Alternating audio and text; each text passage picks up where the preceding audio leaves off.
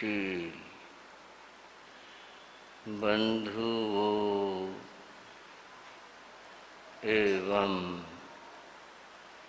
श्रद्धाशील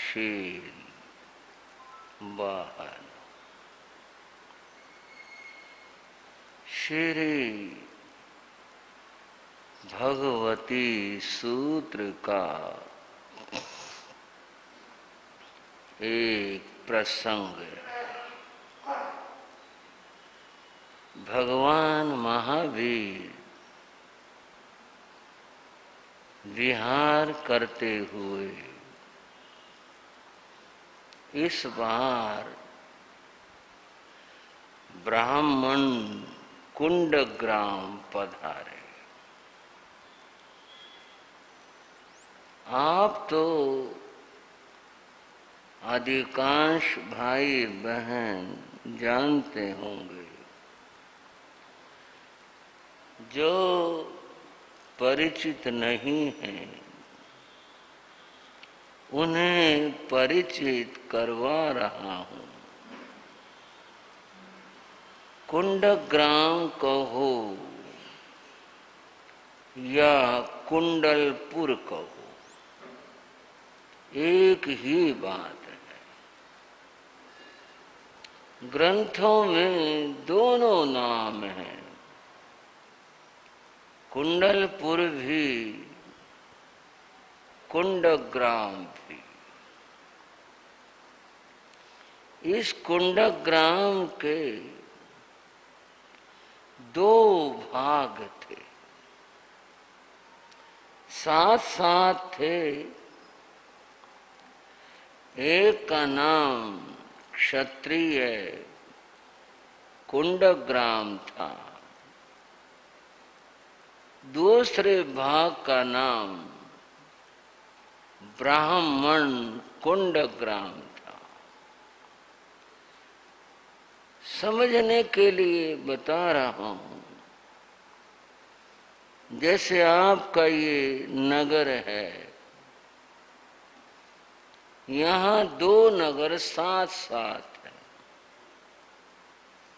ऋषभ विहार और बाहुबली। बीच में एक सड़क भर है, दोनों साथ हैं। ऐसे ही आप क्षत्रिय कुंडग्राम और ब्राह्मण कुंडग्राम, इनके बारे में समझ सकते हो। अलग अलग थे, पास में थे, दोनों कुंडग्राम थे। ये नाम अलग कैसे पड़ा? क्षत्रिय कुंडग्राम में जो आबादी थी वह अधिकतर क्षत्रियों की थी। ब्राह्मण कुंडग्राम में आबादी ब्राह्मणों की थी। बस यही कारण था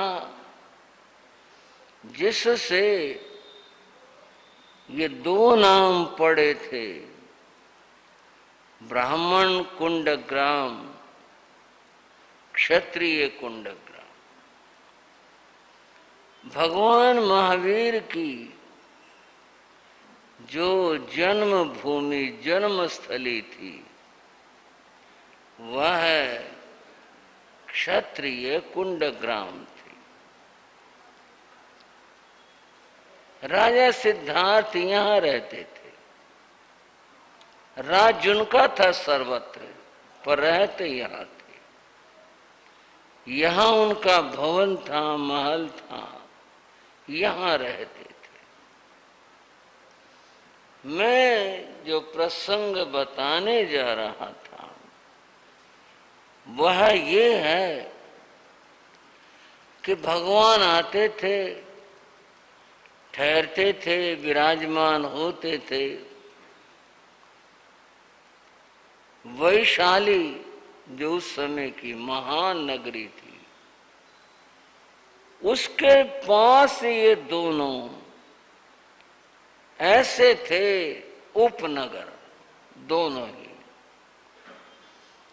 तो भगवान वैशाली पधारते, इन कुंड ग्रामों में भी आते, अन्यत्र भी जाते।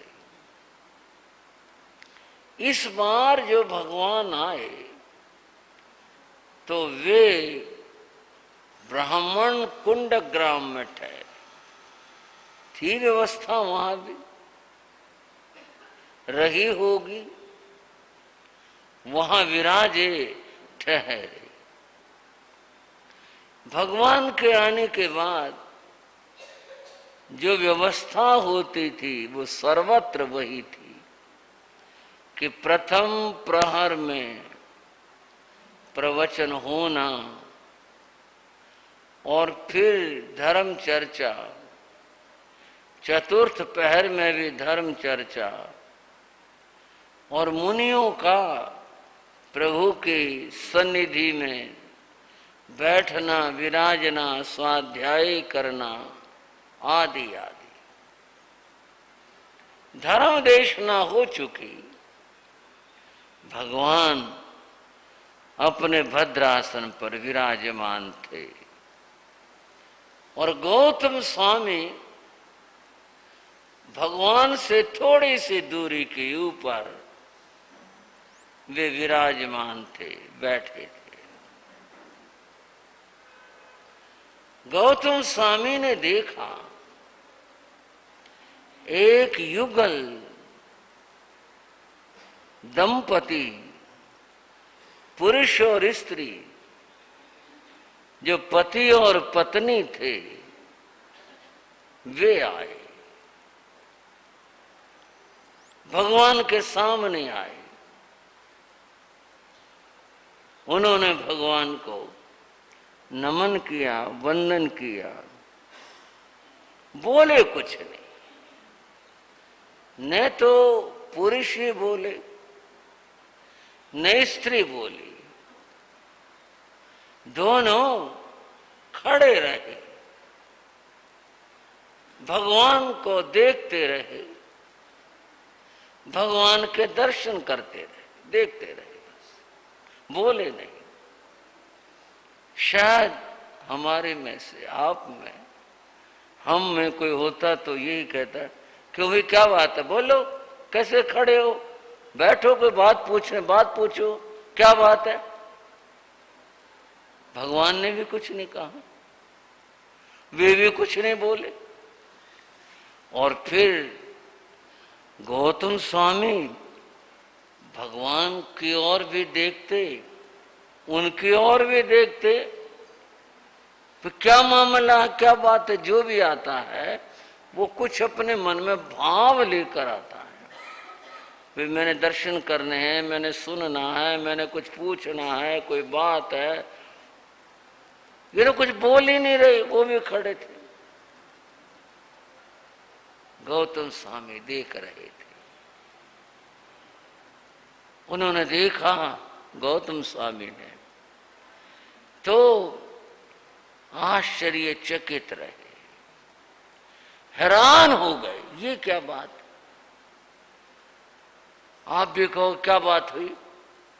बात क्या हुई, वह जो महिला स्त्री खड़ी हुई थी, उसकी तो आंखें भर आई और उसकी तो आंखों से टप टप करके आंसू गिरने लग गए।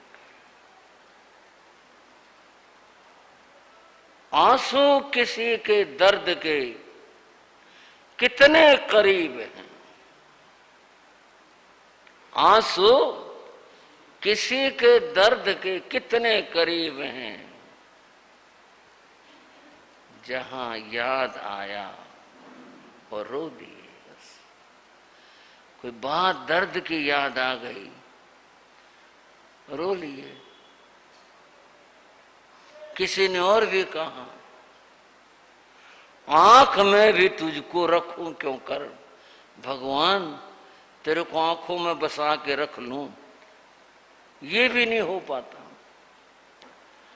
आंख में भी तुझको रखूं क्यों कर, ये भी खाना खराब, खाना घर को कहते हैं, ये भी खाना, ये भी घर, ये भी खाना खराब, टुपके है। भाइयों क्या हो रहा है, ये टुपक रहा है, क्या करें।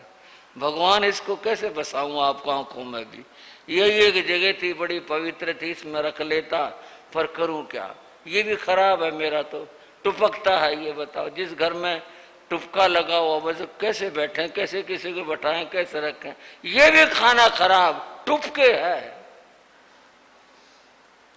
वो महिला तो रो पड़ी, उसके तो आंखों से टप टप करके आंसू गिरने लगे। गौतम स्वामी देखकर हैरान थे, क्यों क्या बात हो गई, इसको क्या कष्ट हुआ, क्या बात हुई, क्यों रोने लगी है। और थोड़ी सी देर में उन्होंने देखा, गौतम स्वामी ने हैरान रह गए, उसके तो चेहरे की आकृति भी कुछ और ही और तरह की लगी।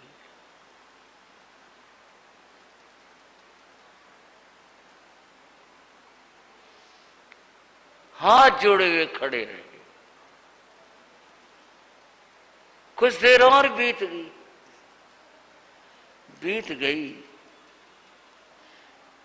थक गई कहूं, या मन में कोई भाव आया तो कहूं, चुपचाप बैठ भी गई,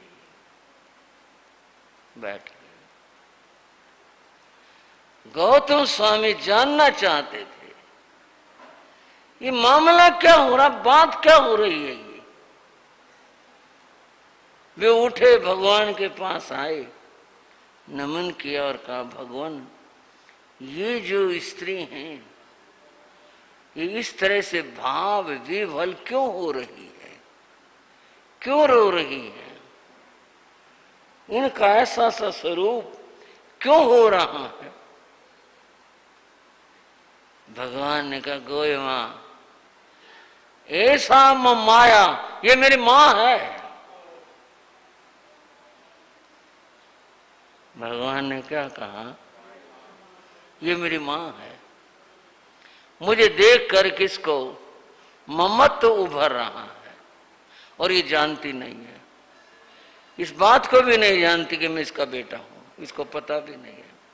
लेकिन मुझे देख करके इसके मन के अंदर ममत्व उमड़ा जा रहा है, और ये बार बार देखे जा रही है, देखे जा रही है, और उसके आंखों से ये आंसू गिर रहे हैं। और ऐसा ही यहाँ वर्णन है जैसा कि बंधुओं माता देवकी का जिक्र उन अपने पुत्रों को जब वो देखने के लिए जाती है, उनका वर्णन है कि जब दूध की धारा बह चली थी, ऐसा ही वर्णन यहाँ पर है। गौतम स्वामी हैरान रह गए, आपकी माता तो क्षत्रिया त्रिशला माता है, ये भी मेरी मां है। भगवान ये कैसे, भगवान ने कहा, देवलोक से चय करके पहले मैं इस मां के उदर में आया था, वहां से फिर हिरण्यगमेशी देव के द्वारा मैं वहां पर स्थापित हुआ। और अगर हम कहें महाप्रभु के देह में इन दोनों माताओं का रक्त था, उसका भी था और उसका भी था।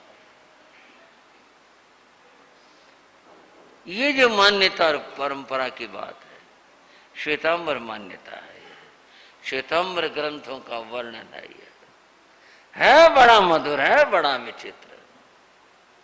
जितनी बार पढ़ें वहां जो घटा हो वो घटा, हमारे भी नेत्र आर्द्र हो जाते हैं।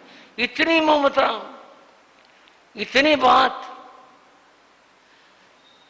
उस मां के मन के अंदर इतना ममत्व उमड़ा, इतनी बात हुई। वह बैठे रहे दोनों, गौतम को भगवान ने समाधान दिया। इसके बाद भगवान ने उन्हें धर्म कथा कही, धर्मोपदेश दिया। भगवान ने आत्मा की बात बताई, अजर अमर होने की बात बताई, कर्मों की बात बताई, गतियों की बात बताई कि कर्म के कारण से जीव गतियों को प्राप्त करता है।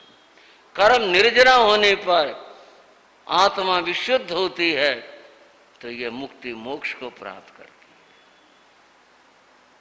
हम भी उस मुक्ति मोक्ष को प्राप्त करें। भगवान, हम आपके चरणों में दीक्षा लेना चाहते हैं, जैसी तुम्हारी इच्छा हो। उन दोनों ने दीक्षा ग्रहण की। बोले भगवान महावीर स्वामी के। उन दोनों ने ही दीक्षा ग्रहण की। वे चंदन बालक की सन्निधि में चली जाती हैं और जो पुरुष थे वे भगवान के संग में, जिनका नाम ऋषभ दत्त था, वो वहां रहते। बात आगे चली। गौतम स्वामी सोचने लगे, तीर्थंकर महाप्रभु ने भी जब ये बात कही, ऐसा मम माया, ये मेरी माँ है, इन्होंने जब ये बात कही है, माँ का स्थान और पद तो बहुत ऊंचा है। जब इन्होंने भी ये बात कह दी तब तो ये बहुत ही ऊंचा और महान है। गौतम स्वामी इस प्रसंग में चर्चा करते